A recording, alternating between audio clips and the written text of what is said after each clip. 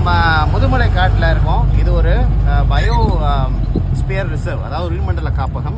இங்கேருந்து இப்போ நம்ம விபூதி மலைக்கு போகலாம். அங்கேருந்து வந்து பார்த்திங்கன்னா மேற்கு தொடர்ச்சி மலையும் அதுக்கு அருகிலேயே கிழக்கு தொடர்ச்சி மலையும் ஜாயிண்ட் ஆகிற விஷயங்களை நம்ம பார்த்தோம். ரைட்டுங்களா? இந்த மேற்கு தொடர்ச்சி மலை வந்து பார்த்திங்கன்னா கோவா, குஜராத்து, மகாராஷ்டிரா, அப்படியே கர்நாடகா, கேரளா, தமிழ்நாடு வரைக்கும் செயின் போயிட்டுருக்கும். தமிழ்நாட்டிலையுமே கிழக்கு தொடர்ச்சி மலை குன்றுகளாக இருக்கலாம். அதை நம்ம நிறைய பேருக்கு தெரிஞ்சிருக்க வாய்ப்பில்லை. நம்ம திண்டுக்கல் சிறுமலை, சேலம் சேர்வராயன் மலை, நம்ம நாமக்கல்லில் இருக்க கொல்லிமலை, அப்புறம் நம்ம வேலூரில் இருக்க ஜவ்வாதி மலை, இதெல்லாம் வந்து பார்த்திங்கன்னா கிழக்கு தொடர்ச்சி மலை. பொதுவாக யானைகள் வந்து பார்த்திங்கன்னா மேற்கு தொடர்ச்சி மலையிலேருந்து இறங்கி கிழக்கு தொடர்ச்சி மலைக்கு மூவ் ஆகும், கூட்டம். அதையும் நம்ம பார்க்கலாம்.